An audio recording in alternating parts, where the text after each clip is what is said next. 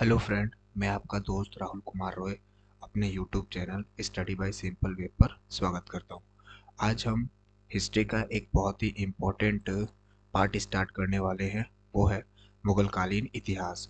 और ये मुगल कालीन इतिहास में हमारा भाग नंबर 1 है। और इस लेक्चर में हम ये जानेंगे कि किस तरीके से भारत में मुगलों का उदय हुआ और किन किन शासकों ने भारत पर क्या किया, शासन किया। देखिए, मुगल कालीन इतिहास को शुरू करने से पहले हमें इनके शासकों को बारे में जानना चाहिए, क्योंकि कई बार हमारे एग्जाम में इन्हीं शासकों से क्वेश्चन आ जाता है और कई बार हमें इन्हें इनके शासन के अनुसार व्यवस्थित करने के लिए भी बोलता है। तो देखिए, हमारा सबसे पहला जो शासक है वो है बाबर। इसका जो शासन रहा था भारत पे वो 1526 से लेके 1530 तक रहा था। और बाबर को ही मुगल वंश का क्या माना जाता है, संस्थापक माना जाता है। और इसने अपने जीवन काल में पानीपत का प्रथम युद्ध, चंदेरी का युद्ध और घाघरा का युद्ध लड़ा था। और बाद में इसकी मृत्यु 1530 में हो गई थी। इसके बाद अगला जो शासक आया मुगल साम्राज्य का, वो था इसका बेटा हुमायूं।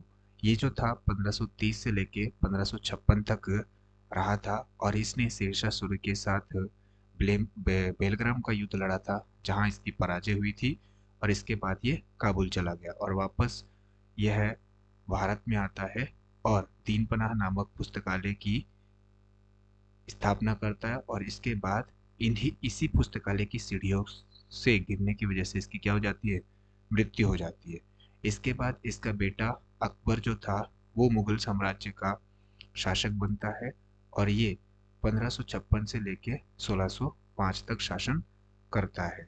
इसके बाद अगला मुगल शासक जो होता है वो जहांगीर होता है। और जहांगीर 1605 से लेके 1627 तक क्या करता है, शासन करता है। इसके शासन को चित्रकला का स्वर्णकाल कहा जाता है, क्योंकि ये भी खुद एक अच्छा चित्रकार था। और ये इतना अच्छा चित्रकार था कि अधिक कोई व्यक्ति चित्र बनाता था तो वो उस चित्र को पहचान कर ये बता देता कि था कि उसे किसने बनाया है। उसके बाद मुगल साम्राज्य का जो अगला शासक था वो इसका जहांगीर का पुत्र शाहजहां था। और शाहजहां के शासनकाल को स्थापत्य का स्वर्णकाल कहा जाता है, क्योंकि इसने ताजमहल, जामा मस्जिद और आगरा में शीश महल बनवाया था। इसके बाद औरंगजेब जो होता है वो मुगल साम्राज्य का शासक होता है। ये सबसे क्रूर शासक हुआ था और इसने मुस्लिम धर्म के प्रसार पर बहुत ज्यादा ध्यान दिया था। तो आइए अब हम अपना जो सबसे पहला शासक है बाबर, उसको पढ़ना स्टार्ट करते हैं। देखिए, सबसे पहले बात करते हैं बाबर। तो बाबर का जो वास्तविक नाम था वो जहरुद्दीन महमूद बाबर था। और ये 1526 से लेके 1530 ईस्वी तक भारत पर शासन करता है। देखिए, मुगल वंश का संस्थापक बाबर को माना जाता है, यानी इसी ने मुगल साम्राज्य की क्या की थी, स्थापना की थी।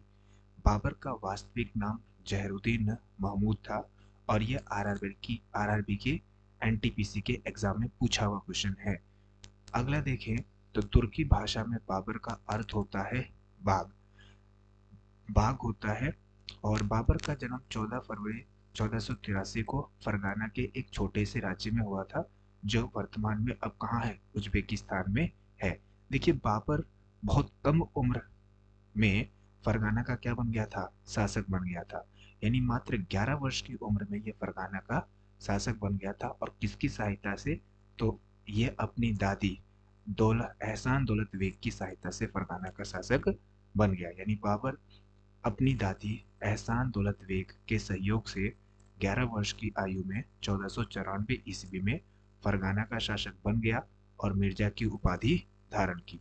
देखिए, बाबर का जो जीवन था वो उथल पुथल से भरा हुआ था।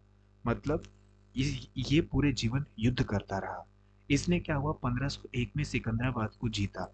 इससे पहले इसने काबुल को भी जीत रखा था और गजनी को भी जीत रखा था।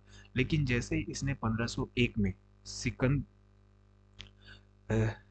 जो से 1501 में इसने समरकंद को जीता। लेकिन जैसे ही समरकंद को जीता तो काबुल और गजनी में इसके खिलाफ क्या हो गया, विद्रोह हो गया।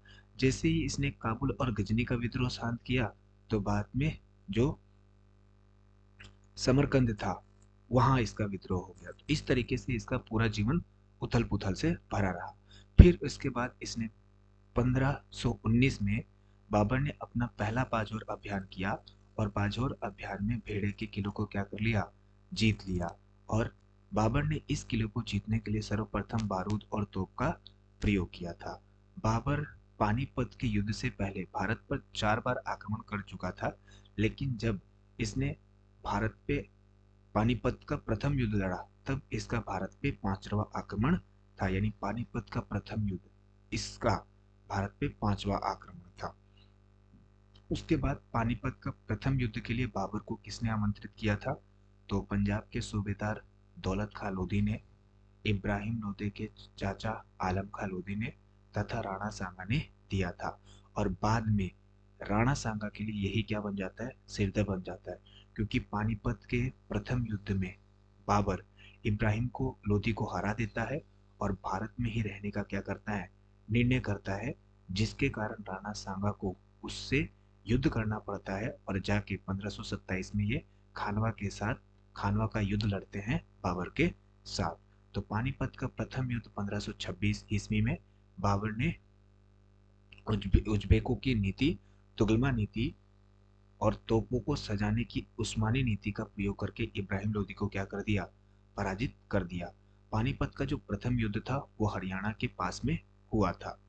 देखो एक बात याद रखनी है आपको, कि जो इब्राहिम लोदी था वो एकमात्र ऐसा दिल्ली सल्तनत का शासक था जिसकी मृत्यु युद्ध में हुई थी। ठीक है। उसके बाद देखेंगे भारत में तोपों का प्रयोग पहली बार किसने किया था, बाबर ने ही किया था।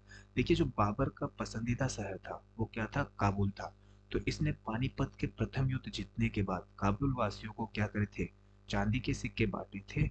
और इसने किसकी उपाधि धारण की थी, तो इसने उपाधि धारण की थी कलंदर की।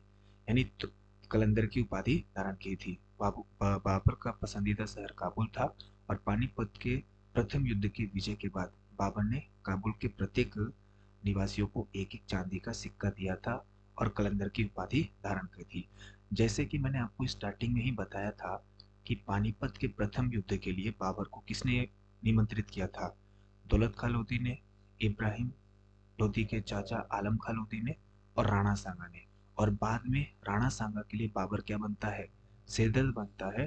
तो राणा सांगा ने 1527 ईस्वी में खानवा का युद्ध लड़ा था, किसके साथ, बाबर के साथ। देखो राणा सांगा की तरफ से कौन कौन थे, तो इब्राहिम लोधी के जो भाई थे महमूद लोधी वो थे, आलम लोधी थे, और चंदेरी के राजा मेदनी राय थे। देखिए इस युद्ध में राणा सांगा की सेना इतनी बड़ी थी कि बाबर की सेना उनका मुकाबला नहीं कर सकती थी। और बाबर को यह युद्ध किसी भी हालत में जीतना था, क्योंकि ना तो उसका गजनी पे अधिकार रहा था, ना उसका काबुल पे अधिकार रहा था, और ना ही उसका समरकंद पे अधिकार रहा था। तो इस तरीके से बाबर के लिए ये युद्ध जीतना बहुत जरूरी हो गया था। तब क्या किया था इसने, इस युद्ध को जीतने के लिए अपने जो सैनिकों पर एक टैक्स लगता था, या अपने सैनिकों पर एक टैक्स लगाता था, तमका नामक टैक्स, उसको क्या कर दिया इसने, खत्म कर दिया। और इसी युद्ध में इसने जिहाद शब्द का प्रयोग किया। देखो मुस्लिम धर्म में जो जिहाद शब्द होता है वो धर्म के लिए प्रयोग किया जाता है। तो इसने पहली बार खानवा के युद्ध में जिहाद शब्द का यूज किया था। और इस युद्ध में बाबर ने अपने सैनिकों को मदिरा पीने से क्या कर दिया था, रोक लगा दिया था। इसके बाद बाबर की सेना पूरे जोश के साथ लड़ी, और राणा सांगा को इस युद्ध में क्या करना पड़ा, हार का सामना करना पड़ा। और बाबर की सेना पूरी बहादुरी से लड़ी, इस युद्ध में बाबर जीत गया, और यहाँ पर उसने गाजी की उपाधि धारण कर ली। इसके बाद जैसे मैंने आपको बताया था कि 1527 में राणा सांगा के साथ इब्राहिम लोधी के भाई महमूद लोधी आए थे, आलम लोधी आए थे, और चंदेरी के राजा मेदनी राय आए थे। तो अगली बार 1528 में बाबर ने क्या किया था, जो चंदेरी के राजा थे मेदनी राय, उनके खिलाफ चंदेरी का युद्ध लड़ा, और इसमें बाबर ने चंदेरी के राजा जो थे मेदनी राय को क्या कर दिया, पराजित कर दिया। उसके अगले ही साल 1529 में इसने घाघरा का युद्ध लड़ा, जिसमें इसने अफगानों को, जो बिहार के साइड, बिहार वाला साइड था जहाँ पे अफगान थे, वहाँ के अफगानों को पराजित किया, जिसका नेतृत्व किसने किया था, महमूद लोदी ने किया था। लेकिन बाबर ने अफगानों का सफाया पूरी तरीके से नहीं किया, जो आगे चलकर मुगल शासकों के लिए क्या बना, सिरदर्द बना। क्योंकि जब हुमायूं आता है तब अफगानों की तरफ से शेरशाह सूरी आता है और वो हुमायूं को पराजित कर देता है बेलग्राम के युद्ध में, जिसकी वजह से हुमायूं को क्या करना पड़ता है, भारत छोड़कर जाना पड़ता है। ठीक है, देखिए आगे देखते हैं। 26 दिसंबर 1530 को इसकी मृत्यु हो गई और उसे आगरा के आराम बाग में दफना दिया गया। ध्यान रखेंगे, आगरा के आराम बाग में इसको दफनाया गया था। तो इसने आगरा के आरामबाग को जो था, इसने चारबाग शैली में बनाया था। तो जो बाबर होता है उसको चारबाग शैली का क्या माना जाता है, जनक माना जाता है। ध्यान रखेंगे, मैंने आपको स्टार्टिंग में बताया था कि बाबर का पसंदीदा शहर क्या था, काबुल था। लेकिन 1530 में इसकी मृत्यु होने के बाद इसको जो आगरा के आरामबाग में ही दफना गया था। तो बाद में अकबर ने इसके जो मकबरा था उसको कहाँ स्थापित कर दिया था, काबुल में स्थानांतरित कर दिया था। ठीक है, यानी बाबर चारबाग शैली का जनक माना जाता है, क्योंकि इसने आगरा में चारबाग शैली में क्या बनाया था, आरामबाग बनवाया था। देखो, बाबर को चारबाग शैली का जनक माना जाता है। इसके बाद बाबर ने सड़कों को मापने के लिए गज ए बाबरी नामक माप का प्रयोग किया था। और बाबर जो था उसने अपनी आत्मकथा लिखी थी, जिसे तुजक ए बाबरी कहते थे, जो तुर्की भाषा में थी। बाद में अकबर के कहने पर अब्दुल रहीम खाने खाना ने इसका फारसी भाषा में अनुवाद किया था, जिसे क्या कहते हैं, बाबरनुमा कहते हैं। तो ये जो लेक्चर था वो हमारा बाबर से रिलेटेड था। बाबर से रिलेटेड हमारे जितने भी पॉइंट थे वो हमने सारे डिस्कस किए हैं। अगर आप प्रीवियस ईयर के क्वेश्चन उठा के देखेंगे तो इन पॉइंट से आपको क्वेश्चन बाहर नहीं देखने को मिलेंगे। अगले लेक्चर में हम हुमायूं के बारे में पढ़ेंगे और हुमायूं द्वारा किए गए अभियान और उसके जीवन के बारे में चर्चा करेंगे। तब तक के लिए धन्यवाद। जय हिंद, जय भारत।